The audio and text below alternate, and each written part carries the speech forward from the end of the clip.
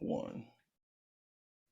All right, welcome to episode 108 of Those Millennials Podcast. Today I'm your humble, gracious, and highly favored host, K the Classic. I'm here with my nearest and dearest, my boys in real life. Jesse's here. Jess, how you feeling? How you doing? I'm good, man. I'm taking it one day at a time. I hate that response when niggas say that shit. Rel's here. Rel, how you doing? How you feeling? What's going on, man? First and foremost, I always like to start off with the pod by saying thank you guys for listening. We appreciate you if you're listening via Apple, via Reason, especially if you're looking at three mid-looking guys on YouTube. Well, 2.5 mid guys, because Real likes to reflect he's not mid. Real's not mid. Ain't nothing mid over here, bro. But we appreciate you guys. Thank you for rocking with us. Please don't forget to like, favorite, and subscribe. Please subscribe on our YouTube. We're trying to reach 50 subscribers on YouTube, and we're also trying to we want to, if you guys can please leave comments on Apple.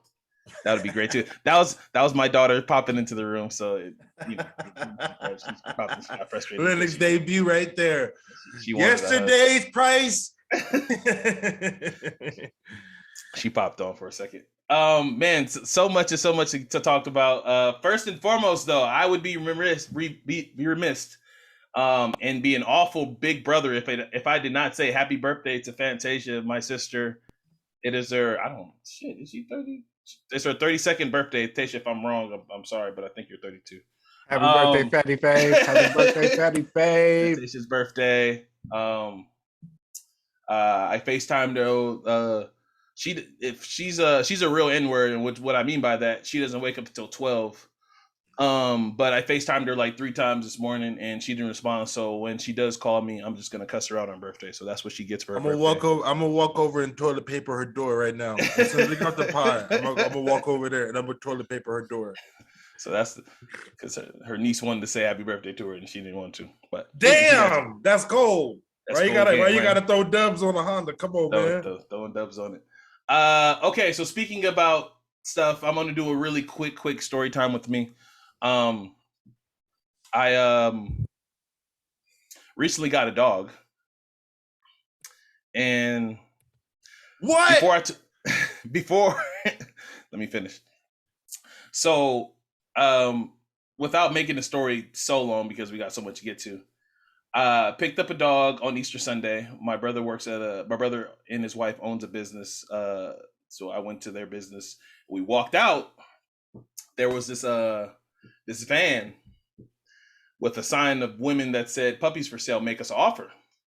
Now, if you guys know me, I'm not that big fan of dogs. I'm not, you know what it is? I'm a fan of dogs. I'm not a big fan of taking care of dogs. I'm not. I'm gonna be real. I'm always actually when you're getting a dog, and you never tell me when. Yeah, I have a daughter. Like, not to compare the same two, but it's like I'm taking care of a. I'm raising a daughter, and that's it is child. It's like having a child. It's like having a child. And they're puppies. Like they're like legit. They're like 8 weeks old. Anyway, I'm leaving my brother's place of business with my mom, Fantasia, and Carolyn, right? Hyping me up. They see the sign, they want to check the puppies out, obviously. Me, I'm like, I don't want to go over there and see no puppies, and I know what's gonna happen. And obviously they're pointing out the sign where it says, it doesn't say a price, it says make me an offer. Make me an offer. So we go over there, long story short, they literally convinced me to get a dog. The first day we get this dog, I was already out. It was pooping and shitting and peeing in my downstairs. I wasn't, then jumping on my daughter. I just wasn't equipped and I wasn't ready. And everybody said, it's a puppy. You're supposed to. Cool, whatever. So this was Easter Sunday. The second day we had the dog, we went downstairs, cleaned up the poop and whatever. We put her in the garage. We go upstairs to chill. We come back. The dog is gone. The dog is gone. The nigga found Beethoven. The dog was gone. No sight of dog. Now we thought in at the time I was both concerned and relieved. that the dog was gone. What? That's fucked up, nigga. Don't let Peter hear. Don't let Kevin and cancel the classic. Don't let Peter hear you say that. Don't let Peter hear you say that. I was both relieved. Come on, Kev. And concerned because I was just like, how did the dog get out of the garage? So I told my mom, who was obviously upset. Wait, I took a day. Fast forward. I took a day to tell my mom. After us driving around looking for dog, couldn't find a dog. Our street was popping that weekend. Nobody said or seen anything. Whatever, somebody stole the dog. That's what we left it at. Told my mom the next day. She was upset, hurt. Add adjective, whatever. Told my sister. She was just like, okay, well, you lost the dog. So turns out we end up getting a number to the pound. Somebody in our neighborhood takes the dog to the pound. Yes, Good Samaritan, whatever. Takes the dog to the pound, right? We have to go to the pound to go get the dog. And they got locked up on his first day home. It got locked up on his first day out. We picked the dog up, and then we spend one night with the dog again, and I'm just out. Like she jumps on Lennox again. She fell. Lennox cried. I'm gonna get canceled. I tossed the dog, not very friendly. She jumped on my daughter, and Lennox hit her head. All right. I'm just being real. I'm being real. Okay, the dog wasn't hurt, so I don't want people to cancel me for saying shit like this. I'm being real. I tossed the dog, not to hurt it, but like, get off. It was like, get off, one of those. So I was out, told my mom, like, look, I'm at my last rope. I don't want this dog anymore. Do you want it? Great.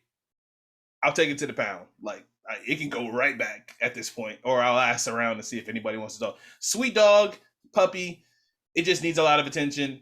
I only want to give the attention to my family and my loved ones. The dog is cool. It's not one of my loved ones yet. It just, I don't have to pick up pee and shit all the time. I'm not with that right now. So yeah. So the dog, as right now, the dog's with my mom.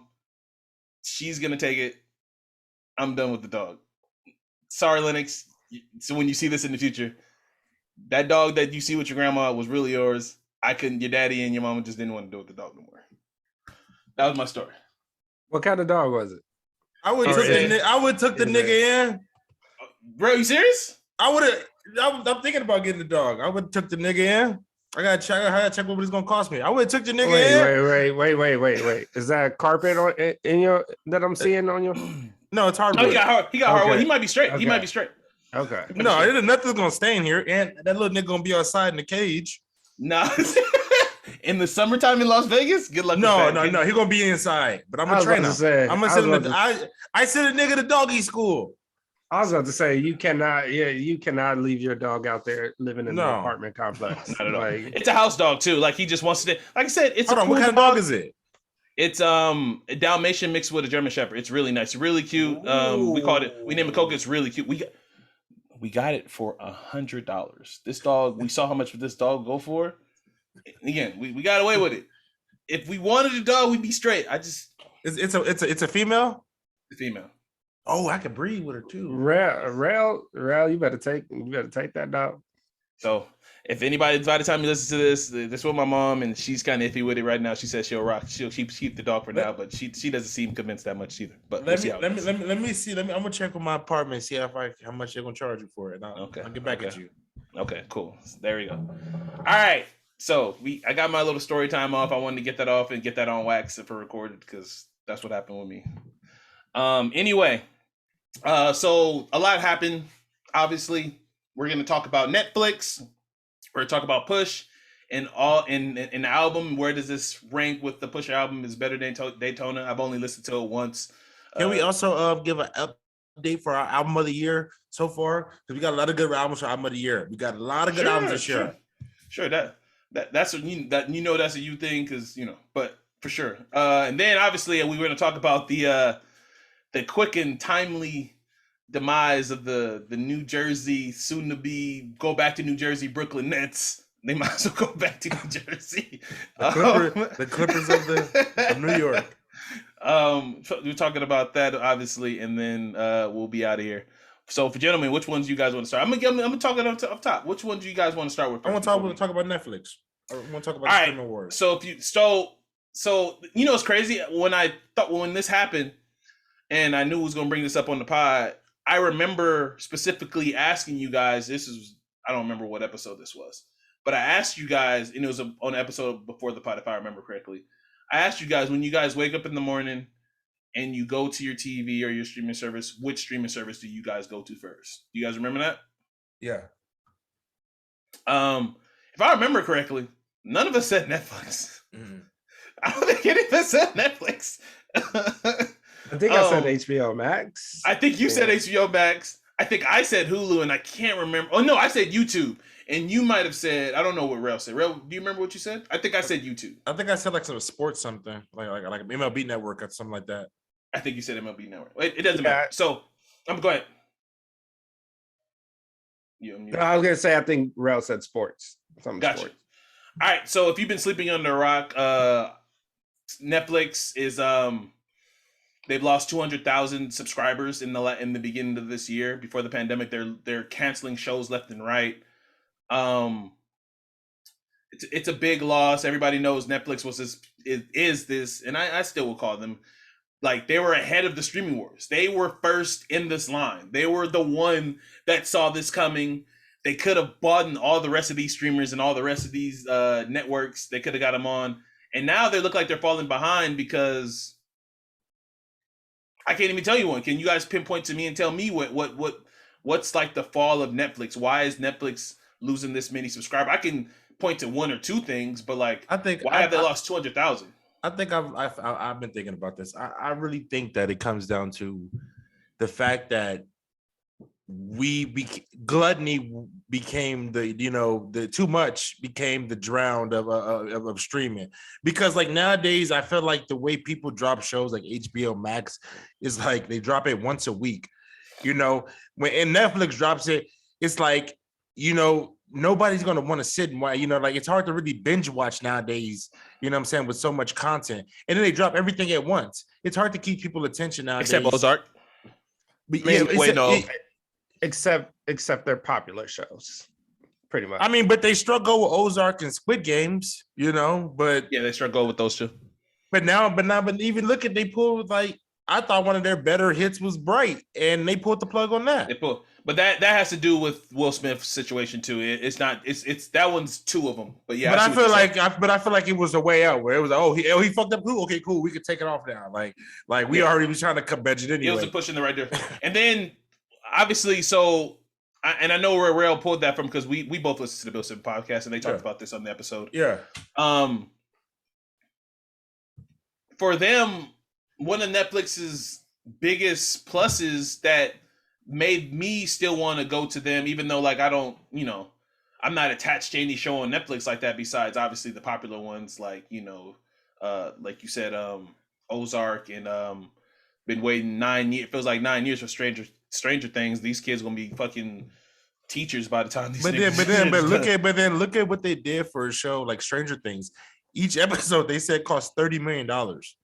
Yeah, like that's insane. That's insane. It's a lot. It takes a lot of money.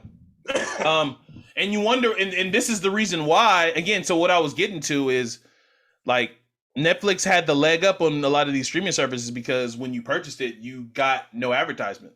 Now they're saying that advertisements are coming to Netflix, like it's happening.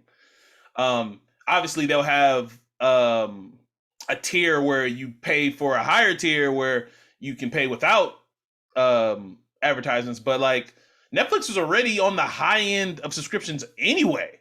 What is it like? I don't even know because I don't pay Netflix. Carolyn pays Netflix. It's like $25. How much is Netflix monthly? I don't have it. I can tell you. Like, see, and then this is another thing because they talked about this on the Bill Pod too.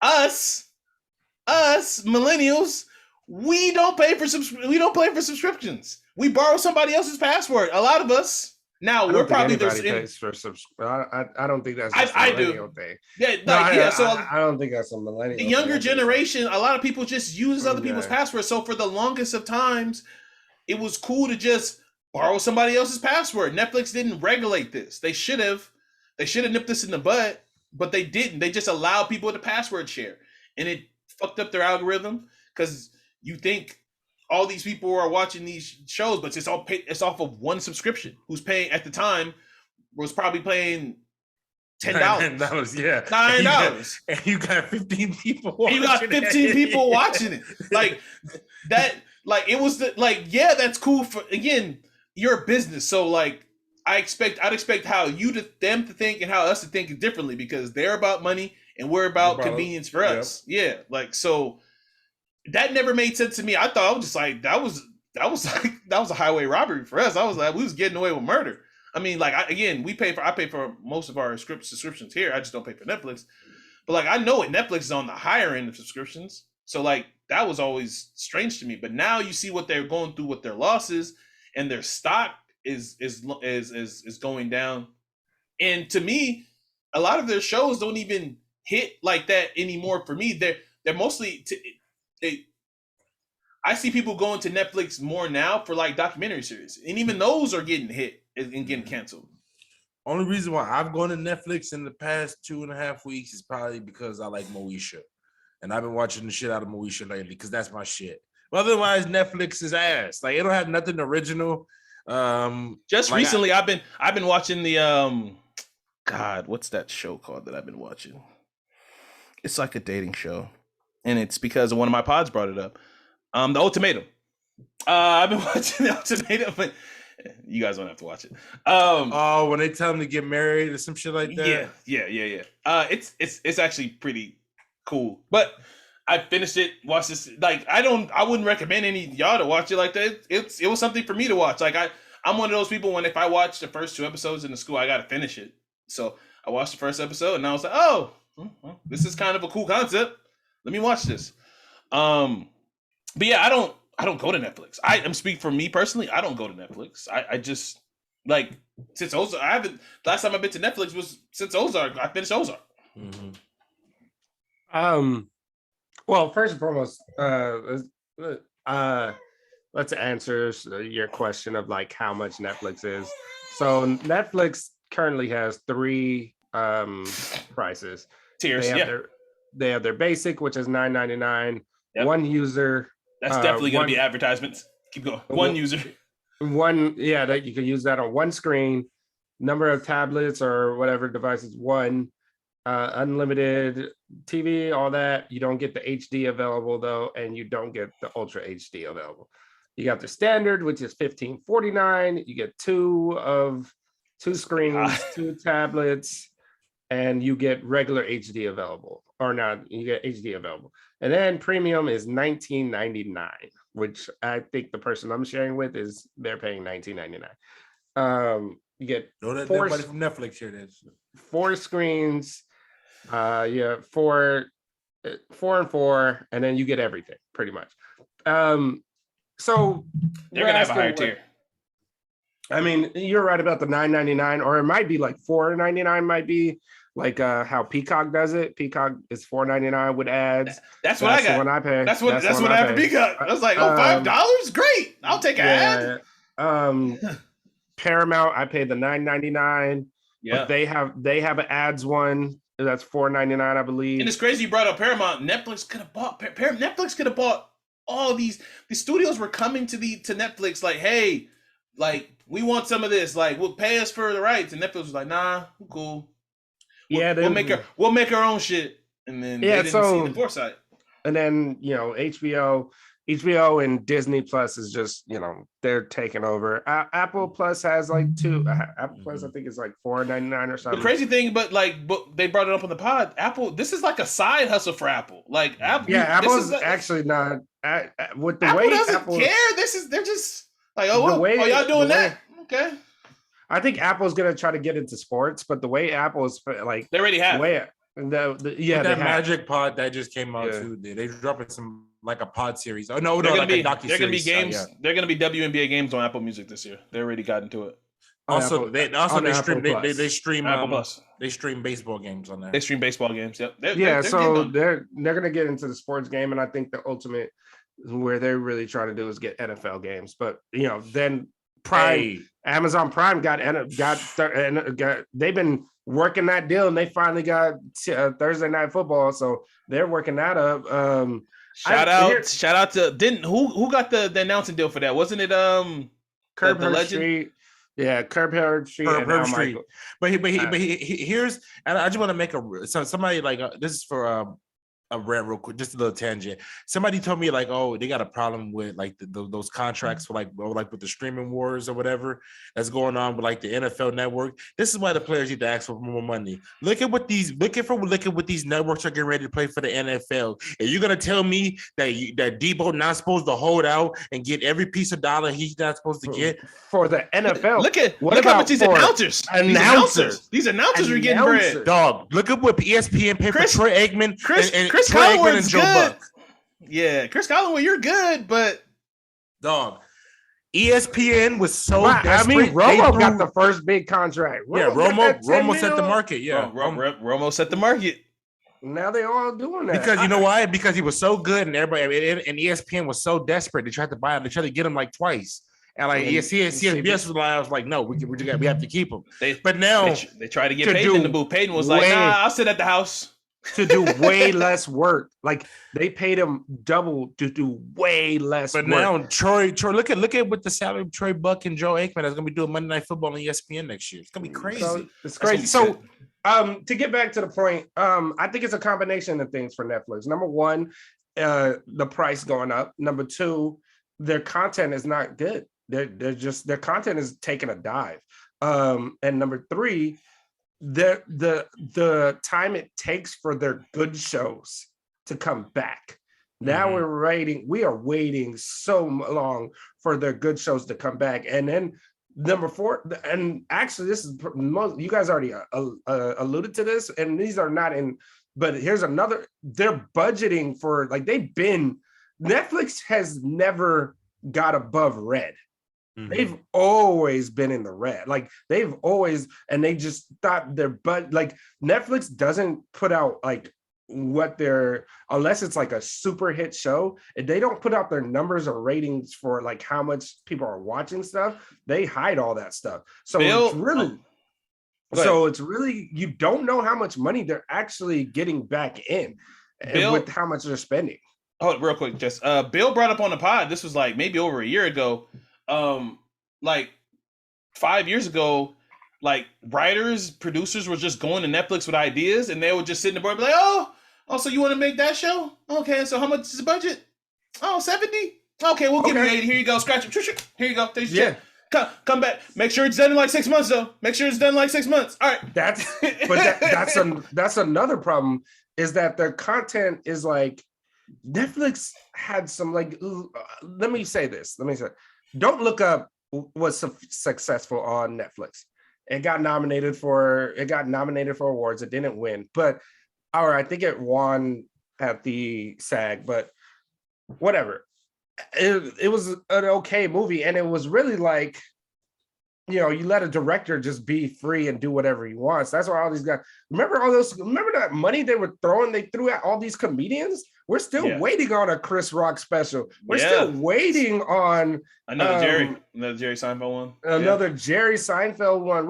They are banking on names, and they're not coming back in different, because the quality. I'm not talking about the comedy show. I'm talking about just the quality that they're doing it at is not that good. There is so much to watch on Netflix, but yet it feels like there's nothing to watch. Yesterday, I was on the phone, and I literally I clicked on Netflix, and the person I was on the phone with was like, "What are you about to watch on Netflix?" And I scrolled for 2 seconds, and the only thing I wanted to watch was like from 15 years ago. Yeah, that's a problem. That's great. That's a problem for a place that now is pushing so much of their original content over the stuff that they have in their library. So what's not talked about enough with Netflix, and then if Jarrell wants to say something, we can move on to the next topic or whatever. But what's not talked about enough, like we always talk about the home runs for Netflix, but we don't play enough precedent to the swing and the misses of Netflix. Yeah. They have way more misses. Like talking about, you guys watch baseball. Their batting average has got to be bad. Their average at bat has to be really, really bad. But we talk about their home runs. Like you said, we started off talking about Stranger Things, talk about Ozark. You know, we could talk about all those other shows that Top hit Boy. years. Top Oh, Boy. let's even. But we're also talking about we're not. how We many don't. were their actual original shows. Like Better Call Saul is very popular on Netflix, but it's not a Netflix show. It's not original. It's not a Netflix show. But they Peaky updated Blinders?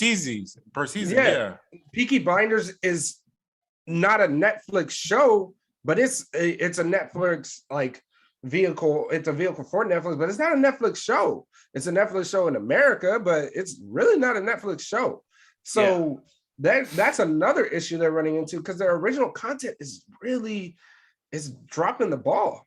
Yeah, that is definitely true. Like I said, like Ozark, you know, taking their time to come back. I'm looking at Netflix right now. Like a lot of, like you said, a lot of their trending stuff. A lot of their trending stuff isn't a lot of their original stuff. They try to throw stuff in there, but a lot of their stuff is just spin-off stuff. Like Fairly Odd Parents is fucking trending on there. That's not Jaws. That's Paramount shit. Yeah. Yeah. Like let me I got one thing to add real quick. We can move on.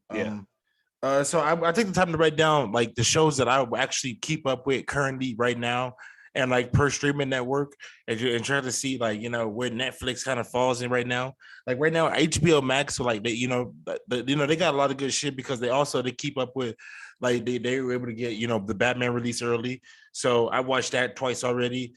To get 3 times is better. Kevin, I gotta have a conversation with you off here about this. Like, I really gotta have a conversation with you. That was with Jess. Jess, you know, it's crazy. I was gonna bring that up on the pod, but we have so much. We had an action packed pod, so I didn't want to bring it up. But like, I was gonna ask you because it was it Jeff or Jesse that said like you'll never watch that Batman again, and Rail was like, no, I'm gonna watch it again as soon as it come back on. I haven't touched it. I'm gonna watch it, but I just haven't.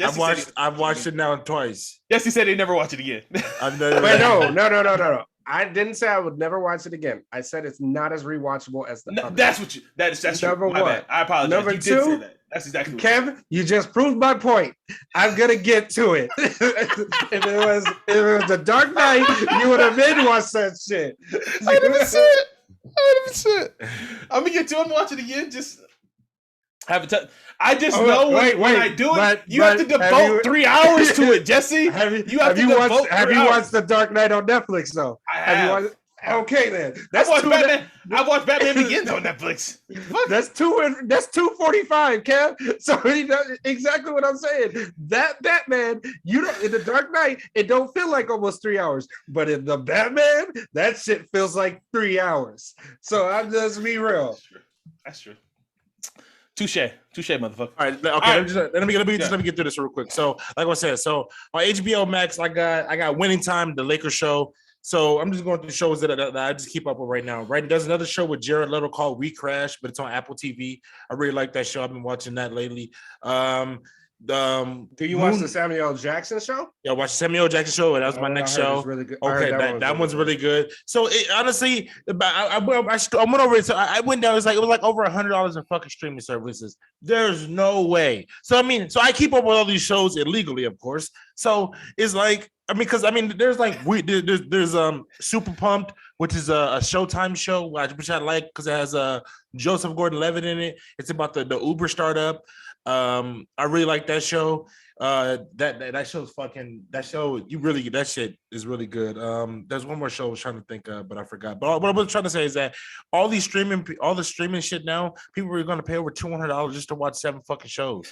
That's why I said that the checkmate of this is that somewhere down the line there's going to be a bundle similar to cable where they're going to have, it's just going to be like pick your streaming service that you care about mostly. Like right now we have a smorgasbord of everything that we kind of want. Like I said, me and Jesse pay the $5 Peacock. I only got Peacock for The Office and finishing Parks and Rec, and then I'm done with Peacock, but it's only $5. So WWE Network. Don't forget Bel Air. WWE Network. Oh, now I guess they got me with Bel Air. I'm sorry. Anyway. Also they got Law and Order on there because all that's leaving Hulu. Also, NFL Sundays. Sunday night football. I can't watch it on regular TV. You still pay for regular TV? I have YouTube TV. I have YouTube TV, which is basically it acts as regular TV. Yeah, that's what I was about to say. You still pay for that? I did like 2 years ago.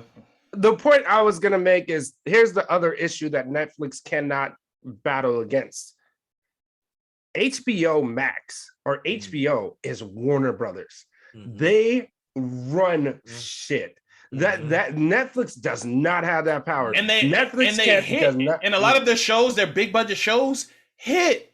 Do you guys pay for that Disney Plus? Do you pay for that Disney Plus bundle?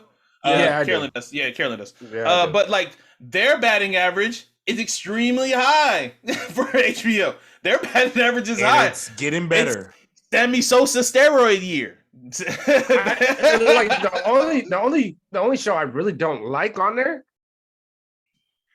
The only show I don't really like on there is like Flight Attendant. I think that show's just not that terrible. Good. Yeah, Terrible. Terrible. All right, And tonight Barry returns. Barry comes back, and Barry comes back. That's showtime. Barry's dope. Also Game Theory. Bomani's killing it on Game Theory. Game Theory. Like, hey, that's my Game favorite Theory, stoner show. I'll always eat an edible and watch Bomani's show. Of he course, killing it. So all right. Hey, Bomani wouldn't want it any better. I think he would like it like that. Before we hop into the basketball, I wanted to get Rel and you guys' review on the Push album. That It's Almost Dry.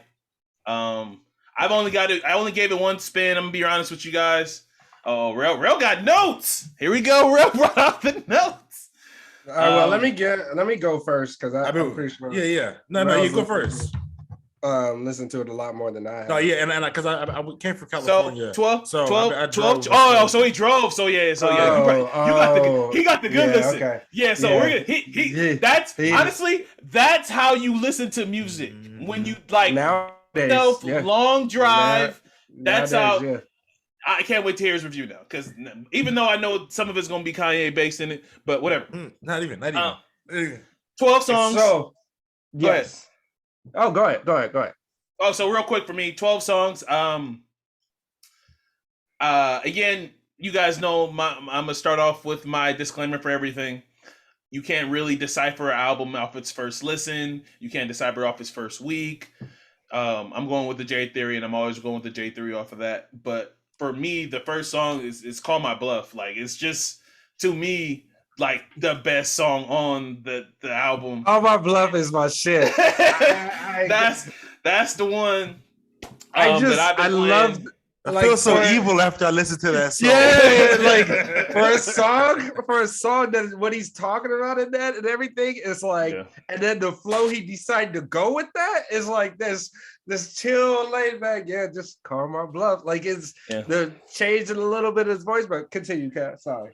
No, I'm done. That's all that's all I have to add. I'm a fan of Push. Like I said, I've started listening to more music since I've been listening to I listen to more music pods and they start hyping up. So I kind of got a music pod for you. I got one too. Yeah. I got one for you too. No, I'm gonna shoot. It's really good.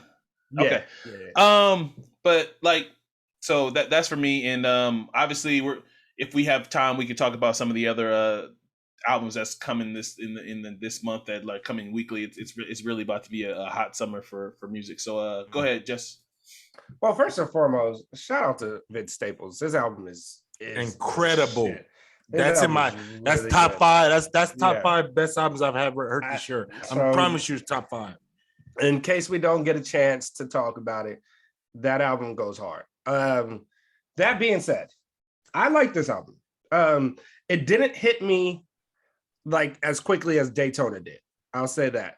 But that first song, Brambleton, I think that's a great beginning first song. You know what I mean? The reason why Daytona like hit me so hard is just it was probably one of those things where it's like we finally gave him great production and it was just immaculate. But It's Almost Dry is really good. I do think it goes into his top. I mean, shit, it's number 2. I do think Daytona is better, but right now, right now,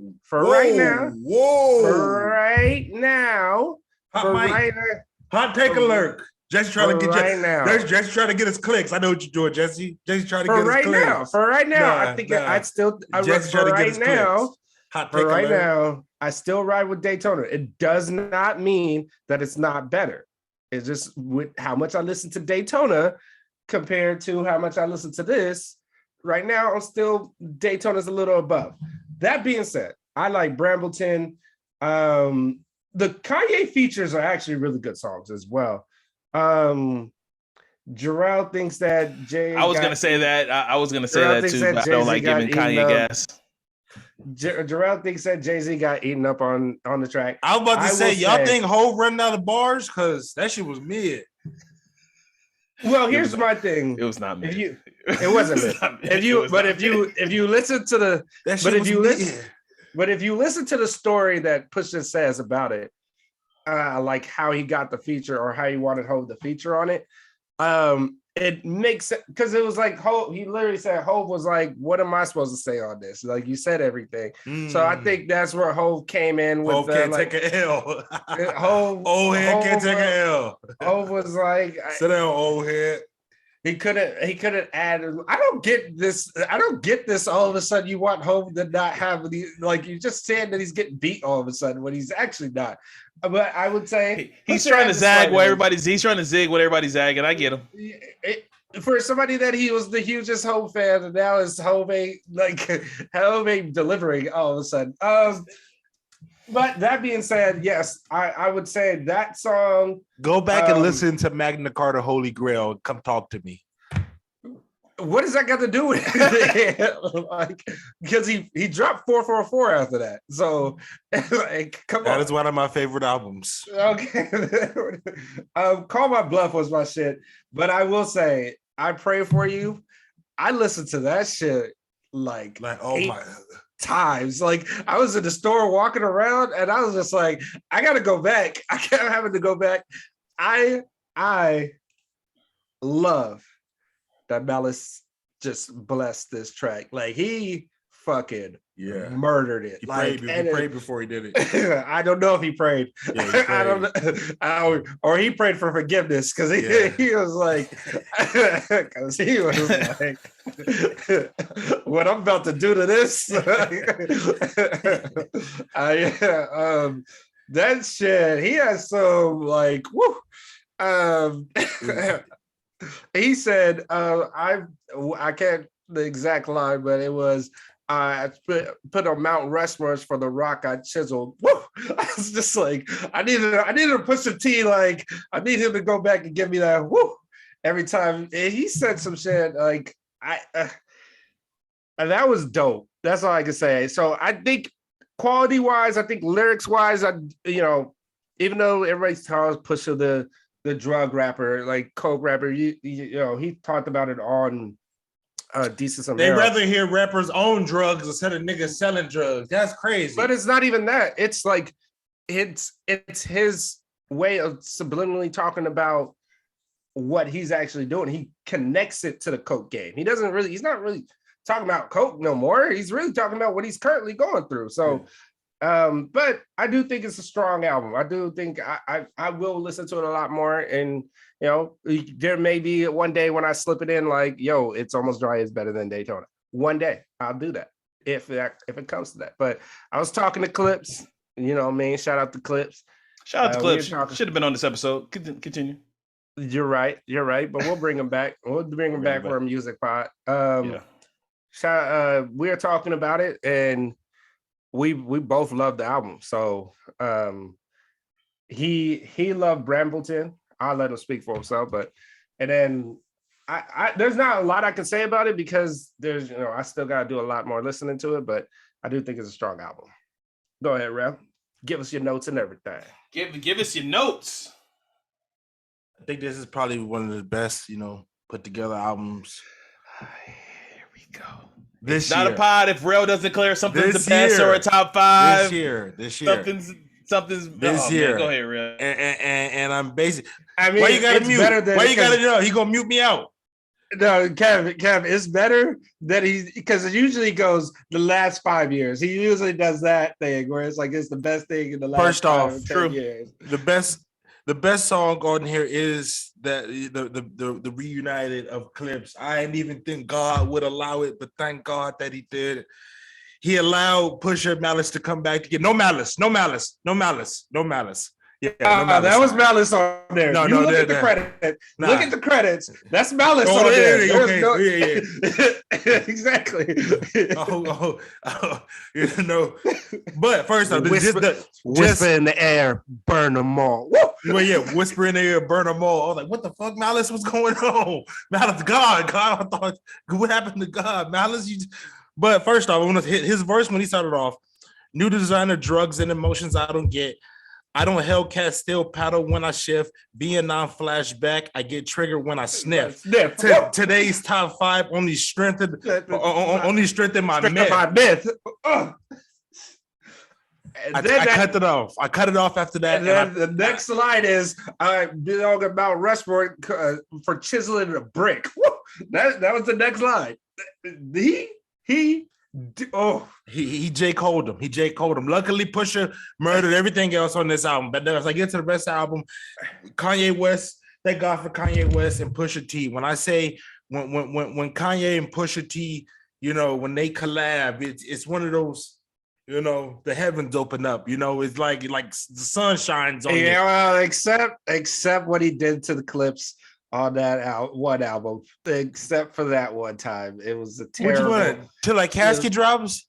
I thought you was gonna say I'm so appalled. I was about to get so mad at you, Jesse. No. It's on it's on Kanye's album. Which one is it?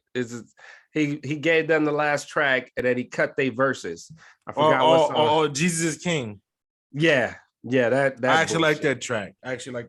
It would have been better if they got their full verse. But I'm never gonna forgive you for that, Kanye. Dreaming of the Past is incredible. I thought that is probably the best rap song I've heard this year. They're just a perfect Kanye sample, chopped up, Pusha rapping like it's 2008 and he in a white t-shirt outside somewhere.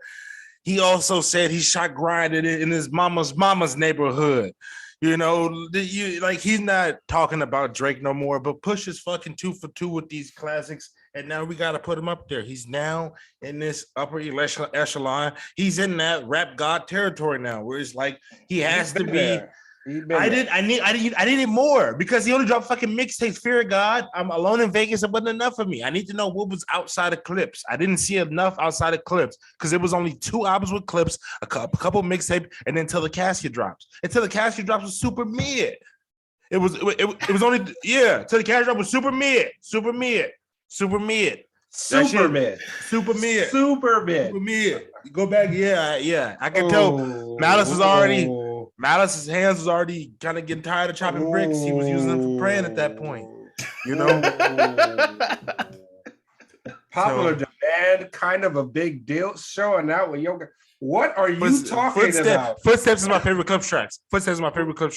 What are you talking about? But everything between those is super mid, you know? But I think this is Pusha T's in that upper echelon. I'm just saying, good luck, Kendrick. Good luck, Dot. Who's really trying to get clicks? Who's really trying to get clicks? Good luck. Who's really trying to get clicks right now? Good luck. He just told the boogeyman, good luck. Good luck. How you gonna follow that? How you gonna Kendrick, push it back 2 more weeks. Wow. I don't know. You know what's crazy? You know what's crazy? I watched the Breakfast Club interview with him, right? The first thing he said was when because Charlamagne was there, so Envy and Angie had the interview, which normally means I turn it off, but I just watched like a little bit of it. He was like, "How do you feel about your album dropping this week?" The first thing he said, which surprised me, because normally you hear the bland, I'm excited, I'm happy. He was like, I feel really competitive. And I knew that was exactly at Kendrick. It was just like one of those where it's like, I feel real competitive. I feel really competitive. Good luck. I've been working on this album all through the pandemic, and it sounds like it. Kendrick, you better be rapping. You better be rapping, nigga. You better be rapping, nigga. The hot steppers, the hot steppers better be hot stepping. Charlamagne's been talking about Pusha's album for like a month now because he's been at it and he's talking about how great it is. So Here's what I would say. Also, I like the little Uzi Vert feature. I like that. I like that track. I thought Uzi Vert came off on that. I thought that was a good song too. So overall, I like every song. So it's like I just gotta sit with it for a while. But I do also the production is so good again. Production Like, is really good. Yeah. But so I think it's a great album. I just gotta listen to it more. That but I'm Kanye not sample gonna- was the Kanye song. I didn't bring when I talked about it when I spoke, but that's one of the Kanye's best samples in for me in a while. Like and again, I know Rail listens to him more than him, but that reminded me of high school dropout Kanye. That was that sample that he had. That was I was like, He dug in the crates. I was like, okay. I was like, his thing though, okay. Pusha be trying to tell him like Kanye, don't give me the goofy shit, nigga. No, honestly, Kanye tells him I got this for you. Like Kanye's like I dug in. Kanye's the one I like. I dug into the crate for you to do that gangster, drug coke rap. Like you know what I'm saying? Like he. Also, they were supposed to do Supreme Clientele 2, Supreme produced by Kanye West, but that's never fucking coming out now. Why not? Where is it at? Nigga, it takes time. Also, your boy is more busy fucking with Pete. With he's healing. He's healing. So Ghost is over here like, where's this nigga at? He's healing. All right, Uncut gems. If this is any indication, we can all agree on this. If this is any indication, what we're gonna get this later in the spring and then this summer, we're gonna have good music this summer, and it's gonna be really, really nice, especially since we're back. I hate this saying, but since we're back outside, like officially, we need to get rid of "I'm outside" saying, by the way. But I get it. What were you gonna ask, Ralph? Who y'all most anticipated to drop? We got Future, we got Kendrick, we got Jack Harlow, who Rail doesn't like to acknowledge. Can I get something off real quick about Jack? Can I really get some off quick about Jack? He's already gonna ruin White Man Can't Jump. It's gonna be this white man fantasy. It's not even the fact that White Man Can't Jump. I just get tired of the fact that they get the industry shoves down our throat, rapper after rapper, but they never finished Asher Roth's career. Yeah. They never gave Asher Roth was cool. I Love College was my shit. Asher Roth was. Hey Jess, Take me as I am. Yes. Take me as I am. Yes. Yeah. I don't know if you listen to Jack like that. Cause somebody tagged Asher Roth in this video. They rap different. You don't listen to Jack? Okay. Then I'm not even gonna ask you. All right. Asher Roth is better than Jack Harlow lyrically right now. I'm still wondering. I don't think so. I'm still wondering if I've heard a Jack Harlow song. That's the thing. Voice of God, tag Asher Roth in this video. Can we get Asher Roth on the pod? Are we big enough to Voice of God. Jesse, you just did a Jarrell right now, and I'm gonna just let it slide. All right. Anyway, we're about to. Don't listen to the man. Like I don't. It's cool. You've never heard any Jack Harlow music ever in your life. All right. So we're gonna talk about the playoffs. I will say that I knew it was Jack Harlow. Maybe I've heard a Jack Harlow song. I didn't know it was Jack Harlow. Is he on that song? Is he on the song with Wale called Fashion Week? Is that Jack Harlow? I don't know what song you're talking about. No. Oh, right. Oh, that's Jeezy. My bad. I hate this nigga real. All right, so real quick, we're gonna talk about the playoffs real quick. I should have said this up top, but I always forget to do this. We're recording this on a Sunday afternoon. There's games being played right now. The Milwaukee Bucks are playing the Bulls right now. I don't remember the score is, but last time I checked, the Bucks was winning. 85-69 Bulls. Oh, Bulls are winning. Okay. I mean, my bad. Bulls are losing. I don't know why I meant to say Bulls are losing.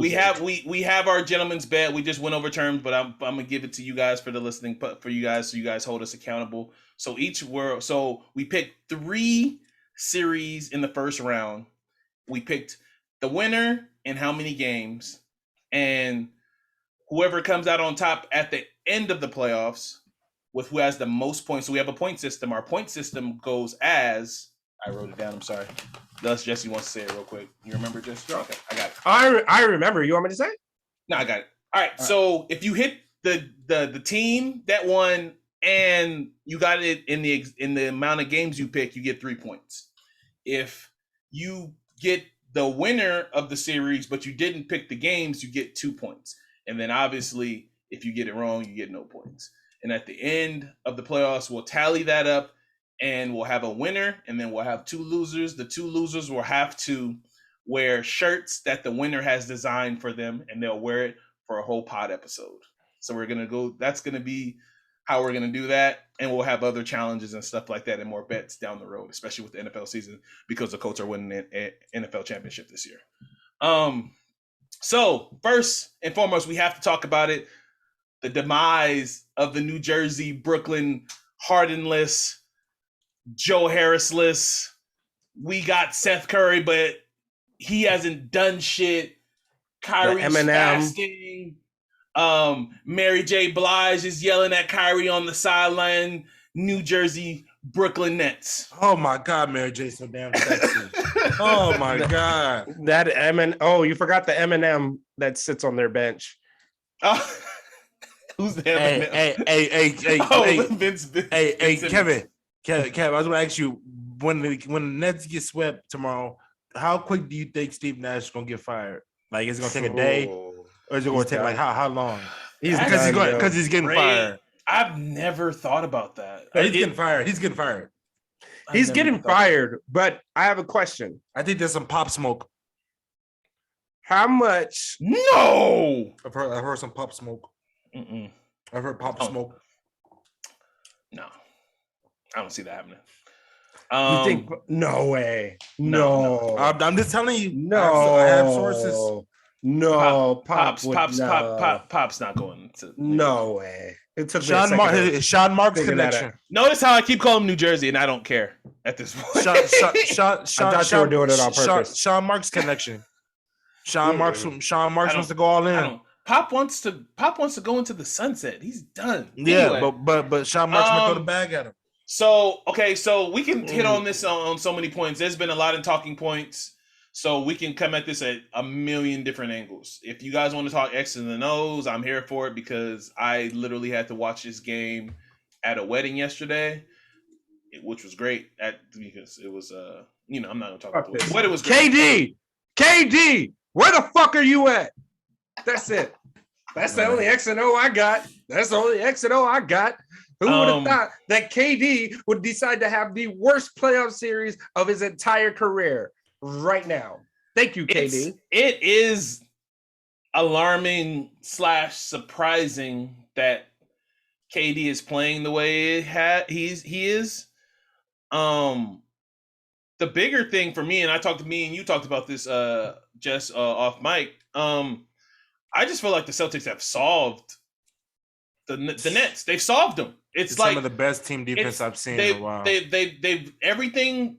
Losing those first 2 games. I mean, everybody says this in the playoffs, so I'm not saying anything that's groundbreaking. But losing those 2 games where Kyrie balls out, one of the best Kyrie performances, and then it's saying a lot. One of the best Kyrie performances in his playoff career, which is saying a lot. Then in game 2, you have a game where Bruce Brown, Goran Dragic, and I'm forgetting the third, score over 40 points combined, or 50 points combined, if I remember correctly off the top of my head, and you lose that game too. And now to have this game where, there were times where the Nets seemed like they was going to bring it back and be competitive, but I never got the feeling that the Nets were going to win this game. Not even after tip-off. It felt like the Nets kept on trying to catch up, and then Boston kept on slamming the door. It just kept on going to 6, and then Celtics put it back to 10.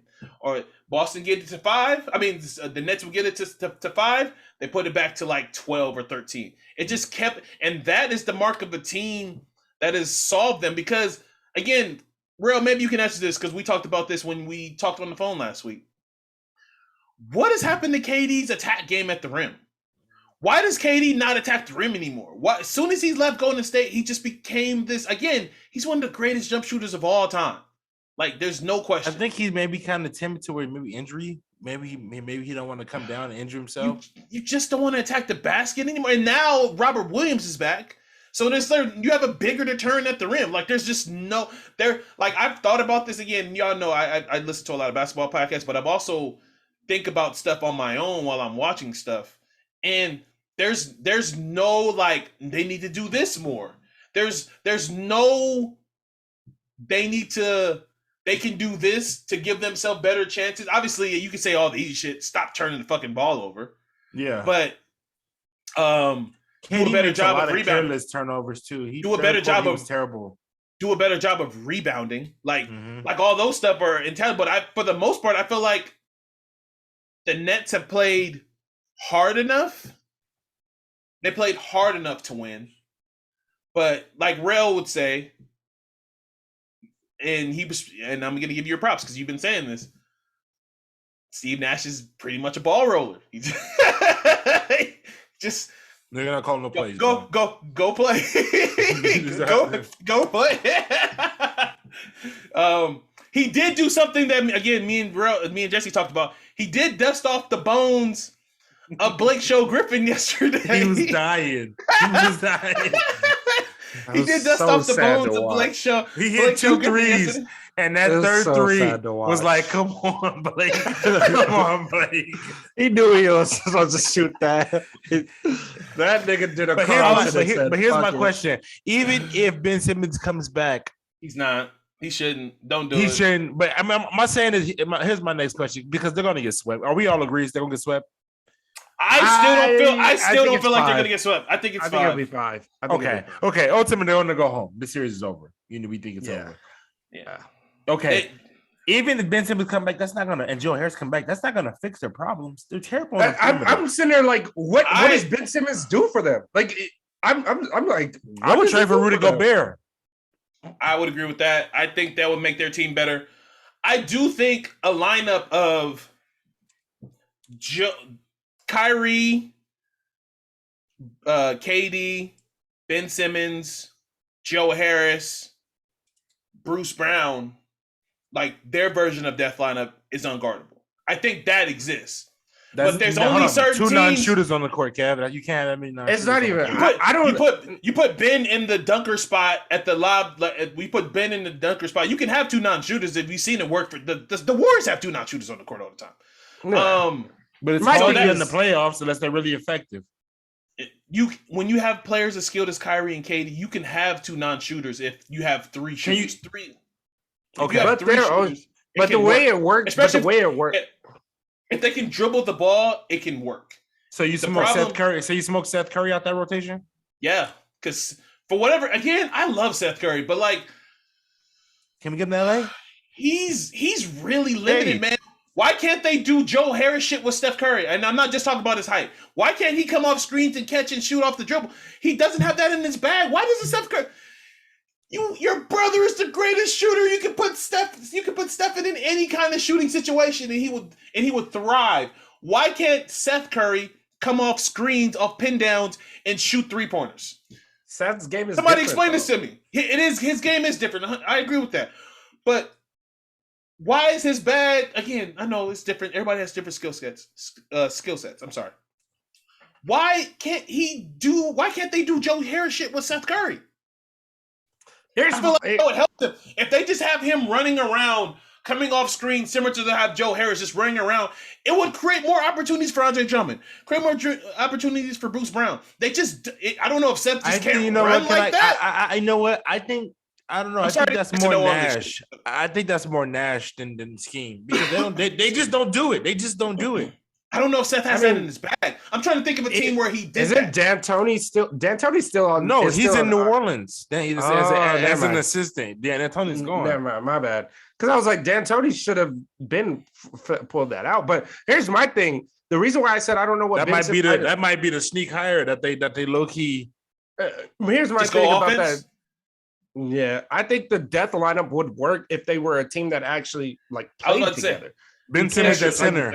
Ben Simmons hasn't played. Ben Simmons has been saying this for years. I mean, Brian Windhorst has been saying it for years. He thinks Ben's ultimate goal is to be a 5. Like, that's what he has to be. If he's a 5 in this offense with shooters, that's gonna be. But what does that do against a player? What does that do against Joel Embiid? It's only one Embiid. It's only one Joel Embiid's in your conference, and he wants. And I know he wants nothing more than to destroy Ben Simmons whenever he sees him. But it's only. I mean, when you play that, when you play that team. That's when you invest in your Drummond. That's when you put in LaMarcus Aldridge. Yeah. That's not LaMarcus Aldridge. Like That's You another put in thing. your too, lambs to get killed. talking about a ball roller, and I never agree with Drill when he says ball roller because I believe coaches somewhat do some shit. But why I lean to Jarrell being right with the ball roller situation because it took you game 3 of you getting And that was you had a a chance. desperate move. That was a desperate move. You That was just a dusted desperate off Blake. Blake Griffin hasn't. I think people don't realize Blake Griffin has barely played in the regular season. Like that was like LaMarcus Aldridge has played this year more than Blake Griffin. The fact that you felt that you had to dig into your bench and get Blake shows it's like okay, well now I know you're searching, and you maybe have hit the right thing. But I feel like because I could have told him Claxton's giving you nothing. Like him getting fouled, he's not even a lob threat. He's giving you like literally zero.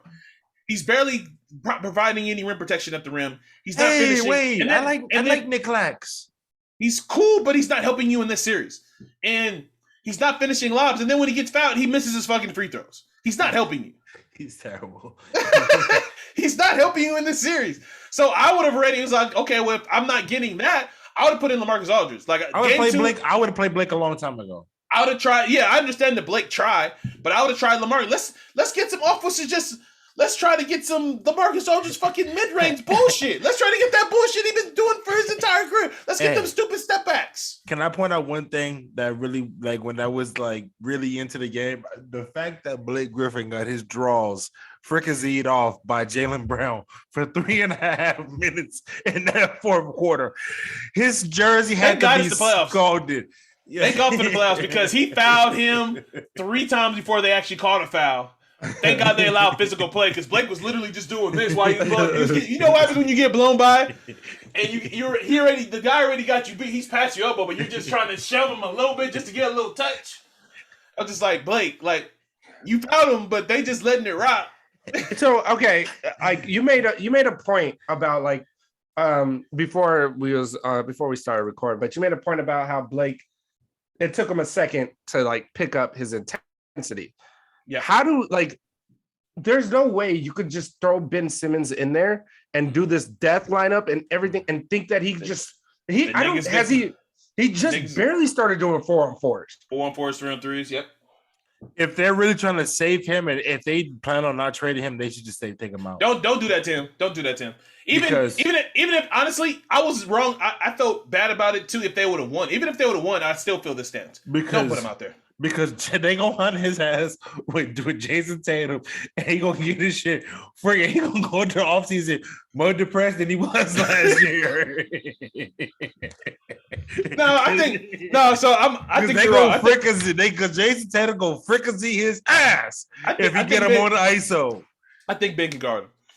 Not right now. Not right now. He's been out too long. Not right now. They hit him too good right now. Too long. The sneaky secret of this series is Jason Tatum hasn't been playing that great. He hasn't. He hasn't been playing that great this series. They hasn't been shooting the ball well, but at the same time, he's been finishing everything. Jaylen Brown, I mean, they're winning. Jaylen Brown has been better offensively than Jason Tatum this series. But Jason Tatum has been the main assignment on KD, so you have to say Jason Tatum has been playing, I guess, better overall in this series. But Jason Tatum hasn't been balling out this series. He scored well yesterday. Yeah, he did. I really like how he scored. But he hasn't been efficient. Just score effectively. He's been turning over the ball a whole lot too. Like, what are we talking about? Before we go, can we stop this? Not Ben Simmons. Oh yeah, about that, this is Paul Pierce. Can we stop this, Jason? Go ahead, Paul Pierce. Get your shit off. Jason Tatum. Yeah.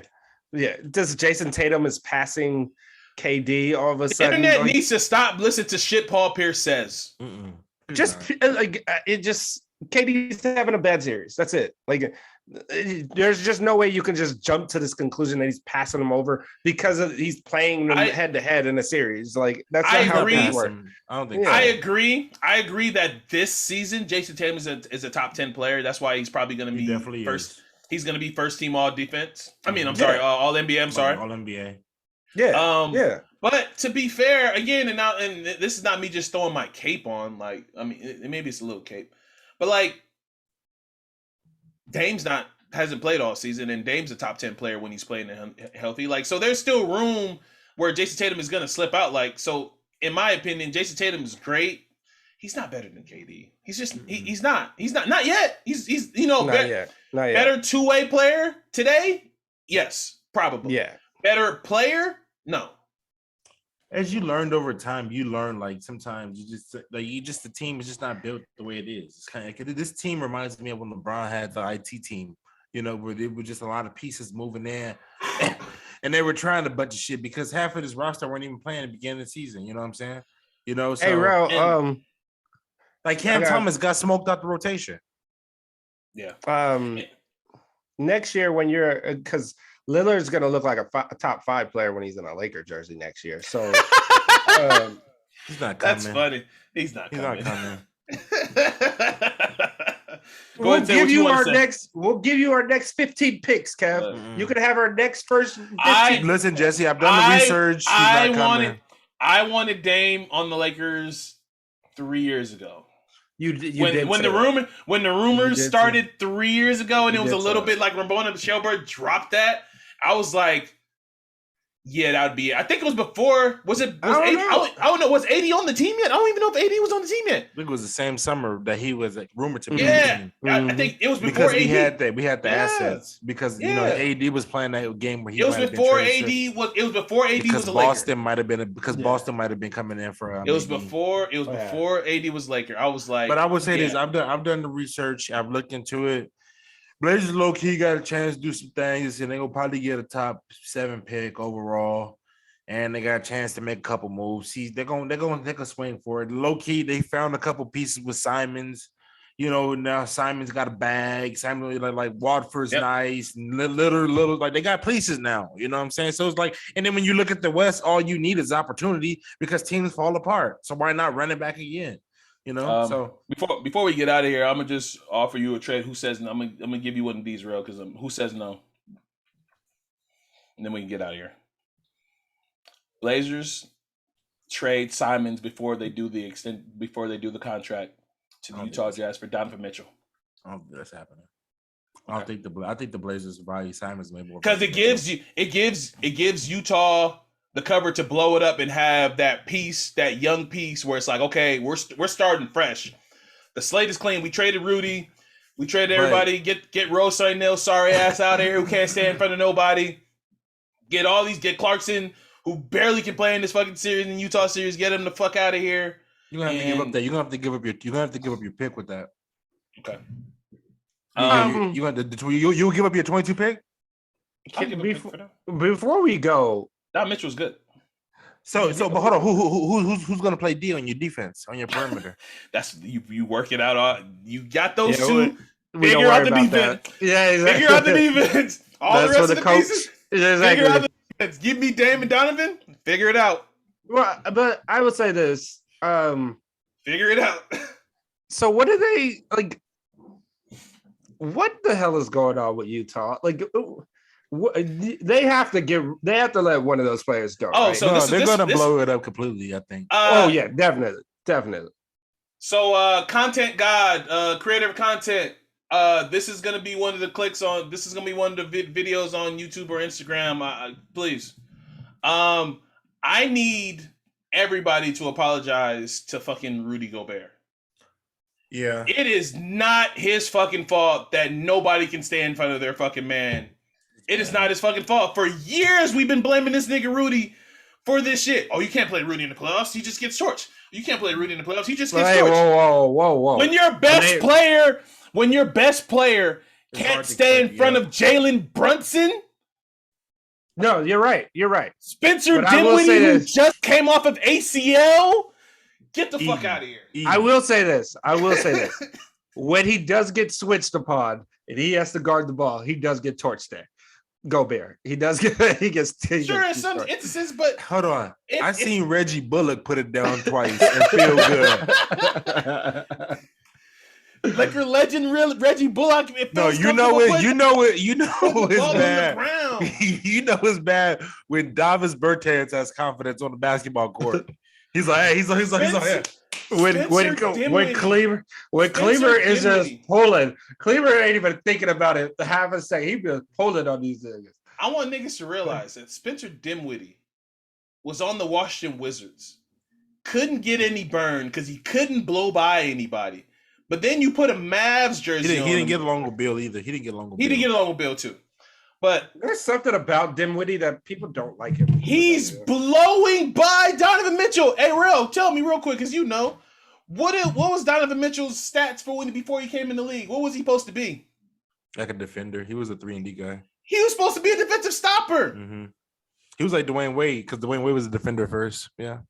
Hey, when you start working on your offense, and you can't stay in front of Spencer again. Spencer's a great player, but it was like he wants to be there anymore. I don't think he's trying.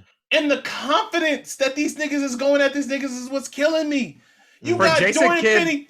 You got Dorian Finney-Smith feeling like he's fucking Reggie Miller and he's scoring 9 points in the playoff game. Jason Kidd literally said in a press conference, "We're going after Donovan Mitchell." Yeah. Like he's going at Donovan Mitchell. And Donovan Mitchell should be pissed. Again, I hate doing the old head shit, but Donovan Mitchell should be pissed off. He should have been guarding about that. Yeah, what's all that about? Because niggas just feel like guard's your man. Like again, the defense is different in the league it's now. Hard so to it's guard good. It's hard.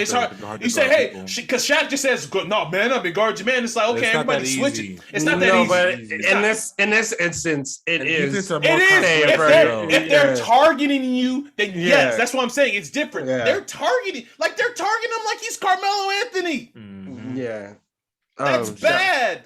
Shout out to Melo. The thing is, the fact that one thing that I'll say this and real quick is that he just gets switched on the players that don't even have. He should be able to, but because he's 6'3" with a long wingspan, 6'4" with a long wingspan, he should be able to stay in front of a Brunson. He can't do that. Dinwiddie's a hard guard for him. And I would have fouled out. What game did they win? Was it game 2 or game 3? What game did they just won yesterday's game, which is game 4. Game 4. The game in Utah where they won, I would have fouled out and I would have gave it a hard foul because that's how mad I was for Donovan Mitchell. That's how mad for him I was. But Donovan Mitchell lucky Tim Hardaway Jr. not playing because he really be getting fried. He really get fried. Can I also say this? Like, did the Knicks just ruin their chances of getting Donovan Mitchell by showing up there? Like, what the fuck are y'all doing? No, because it's all fair game. It's all fair game. Nah, it's fair game. Tampering. No, the reason why I said they're fucking up their chances is because Utah's not. Calm down. It's gonna be their best deal. Utah's not going to take a package from the Knicks. It's going to be their best deal. I'm telling you, it is going to be their best deal. It's going to be the best deal. Nobody's going to be able to offer. They'll be able to offer players, picks, and cap like the Knicks are going to be able to offer. You can look at Miami because Miami only had no picks. All they had was Tyler Hero, and they still got to extend him. You can look at Memphis, but they got to still extend everybody. But I don't think Memphis is going to take a big swing like that. There's a lot of I don't know who's going to take a bit. I mean, Portland may take a big swing like that. That's when Kevin said that makes sense. Is the other team now that does kind of make sense if you're trying to full reset, really you want a young guy to show your fans like, hey, we got Ant-Man. Look how much he scored. We If you can do like a Simons and a pick and keep the rest of your assets like Josh Hart because he's a good defender and Nazir Little because he's a good defender and they actually did that bum Justice Winslow started playing better and he's a good defender and maybe resign Nurk. I actually like that team. So yeah, it's not bad. All right, great pod, guys. It's still Portland, so I ain't worried. Rip City. All right, great pod, guys. Bro. Everybody gonna win. Anybody win a championship. It's not I forgot to mention during this pod. Rel, show your jersey. So Rel, we didn't talk Lakers at all in this pod, but Rel felt the way. He found a way to put Lakers in the YouTube. So he wanted to show he's wearing his jersey backwards, like he's fucking crisscross. It's not showing the Lakers front bar, but to show Russell, to show his loyalty to the fucking D'Angelo Russell, like he's the best player in that fucking series, and he's not. D'Lo coming out party. D'Lo coming out party. Ibaka's in the game. You know it's over now. Now it's really over. All right, so thank you guys for listening. We appreciate you guys. Please don't forget to like, favorite, subscribe. Please check out us on YouTube. Please listen to us on our socials. Please check out our Instagram. And if you guys don't have anything else to say, we're those millennials in Rel's terrible ass shirt in Jersey, and we're out. Ice in my veins.